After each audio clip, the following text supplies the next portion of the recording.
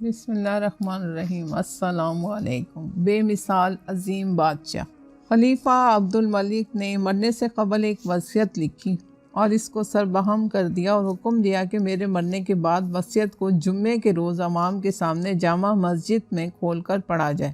چنانچہ اس کی تعمیر ہوئی۔ تمام امراء، وزراء، شہزادے اور فوجی جرنیل جامع مسجد میں جمع ہو گئے۔ وہ وصیت کی مہر کے ٹوٹنے کے منتظر تھے۔ ذمہ دار اہلکار نے وصیت کو کھولا اور اعلان کیا کہ مرحوم خلیفہ نے عمر بن عبدالعزیز کو خلافت کے لیے نامزد کیا ہے۔ سب لوگ بہت خوش ہوئے مگر عمر خاموش رہے اور اس اعلان پر کسی قسم کی خوشی کا اظہار نہ کیا۔ جملہ حاضرین ان کی طرف تعجب سے دیکھ رہے تھے۔ عمر اٹھے اور یوں گویا ہوئے، صاحبوں یہ نامزدگی انتخاب نہیں، حاضرین ہم اس نامزدگی کی تائید کرتے ہیں، آپ کی خلافت پر متفق ہیں۔ عمر اس عزت افزائی کا شکریہ، اس نامزدگی کو ماننا یا نہ ماننا میرے اختیار میں ہے۔ لاکھوں کروڑوں انسانوں کی دیکھ بھال ایک عظیم ذمہ داری ہے اور میں اپنے آپ کو اس ذمہ داری کا اہل نہیں پاتا۔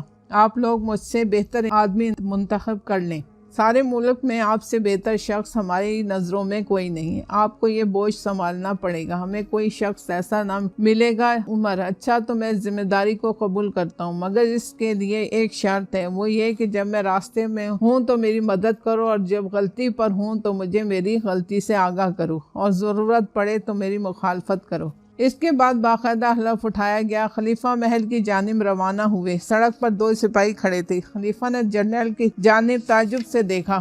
جرنیل: علی جاں یہ آپ کے محافظ دستے ہیں؟ عمر: مجھے ان کی ضرورت نہیں ہے، اگر عوام کی محبت مجھے خطرات سے نہیں بچا سکتی تو سپاہیوں کی تلوار کی حفاظت مجھے منظور نہیں۔ ان سپاہیوں کو ایسے مقام پر بھیج دیا جائے جہاں امن قائم کرنے کی ضرورت ہو۔ جرنیل سلام کر کے ایک طرف ہٹ گئے۔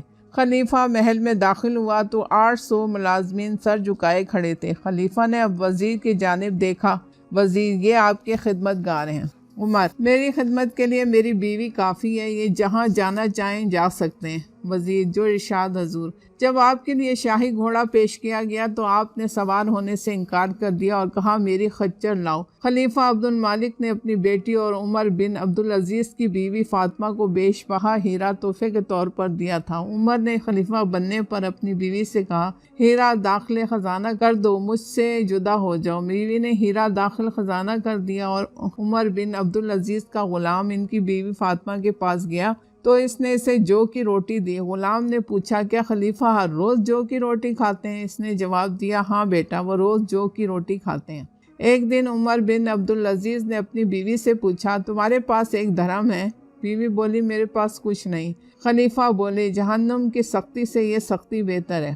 عمر بن عبدالعزیز جمعے کی نماز کے لیے مسجد میں بیٹھے تھے کہ کرتا گلے کے قریب آگے پیچھے سے پھٹا ہوا تھا۔ ایک شخص نے کہا خلیفۃ المسلمین، خدا نے تمہیں سب کچھ دے رکھا ہے اور تم اچھا کپڑا بھی نہیں پہن سکتے۔ خلیفہ نے جواب دیا اعتدال سب سے بڑی نیکی ہے اور اقتدار کے وقت عفو کرنا سب سے قابل تعریف بات ہے۔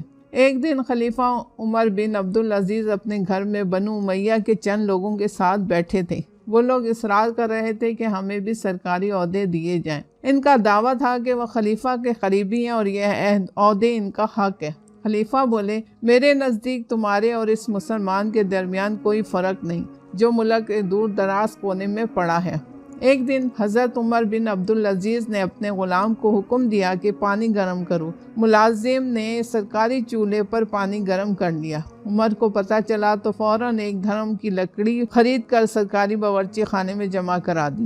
حضرت عمر بن عبدالعزیز 2 موم بتیاں اپنے پاس رکھتے تھے، ایک سرکاری ایک اپنی ذاتی۔ سرکاری کام کے لیے سرکاری موم بتی جلتی تھی اور اپنے کام کے لیے اپنی۔ عمر بن مہاجر کہتے ہیں میری موجودگی میں عمر بن عبدالعزیز کے چچا زاد بھائی نے ان کو ایک سیب بھیجا۔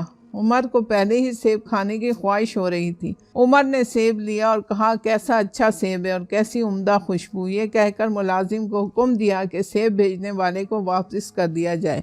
میں نے کہا مگر یہ سیب تو تمہارے بھائی نے بھیجا ہے۔ اور میں نے سنا ہے رسول صلی اللہ علیہ وسلم تحفے قبول فرماتے تھے۔ عمر نے جواب دیا یقیناً وہ رسول صلی اللہ علیہ وآلہ وسلم کے لیے تحفے تھے، مگر ہمیں لوگ یہ رشوت دیتے ہیں۔ ابن حیات کہتے ہیں کہ ایک رات عمر بن عبدالعزیز کے پاس بیٹھا باتیں کر رہا تھا، چراغ کی روشنی مدھم ہوئی تو میں نے کہا ملازم کو جگاؤں؟ عمر نے کہا نہیں۔ میں بولا میں اٹھوں؟ عمر نے کہا مہمان سے خدمت لینا اچھی بات نہیں۔ یہ کہہ کر وہ اٹھے اور چراغ میں تیل ڈال کر بتی ٹھیک کر کے آئے اور کہا میں اٹھا تو عمر بن عبدالعزیز تھا اور واپس آیا ہوں تو بھی عمر بن عبدالعزیز ہوں۔ عبدالجرا بن عبداللہ نے ایک دفعہ عمر بن عبدالعزیز کو لکھا خراسان کے لوگ انتہائی شر پسند واقع ہوئے ہیں، ان کا علاج تلوار کے بغیر ممکن نہیں، خلیفہ اجازت بخشیں تاکہ میں ان کا بندوبست کروں۔ خلیفہ نے جواب دیا تمہارا مراسلہ ملا جس میں خراسان کے لوگوں کی باغی طبیعت کی شکایت کی گئی ہے، اس کا علاج تلوار نہیں بلکہ انصاف اور سچائی ہے، اس لیے انصاف اور سچائی پھیلاؤ، خدا تم پر رحم کرے۔ عید قریب آ رہی تھی، دمشق میں اس تقریب کی تیاریوں میں گہما گہمی تھی۔ عمر بن عبدالعزیز اپنے کمرے میں بیٹھے ہوئے تھے، ان کی بیوی کی آواز آئی فاطمہ عید آ رہی ہے، بچوں کو نئے جوڑے کی ضرورت ہے۔ عمر ہاں عید تو آ رہی ہے مگر میں کیا کروں؟ فاطمہ جانتے ہو عمرہ وزراء کے بچے اس موقع پر عمدہ لباس اور زیورات پہنیں گے، خلیفہ کے بچوں کو بھی اپنی شان کے شان لباس پہننا چاہیے۔ عمر نئے کپڑے کہاں سے آئیں گے؟ میرا وظیفہ اتنا نہیں کہ اس سے عید کے موقع پر نئے کپڑے خرید سکوں۔ فاطمہ اچھا تو اگلے ہفتے کا وظیفہ پیشگی دے دو، میں اس میں سے بچوں کے کپڑوں کے لیے بچت کر لوں گی۔ عمر مگر کون کہہ سکتا ہے کہ میں ایک ہفتہ زندہ رہوں گا یا اس ہفتے سے پہلے مجھے میری قوم خلافت سے ہی الگ کر دے، اس لیے یہ بہتر ہے کہ ایسا قرضہ نہ لیا جائے جو بعد میں اتر نہ سکے۔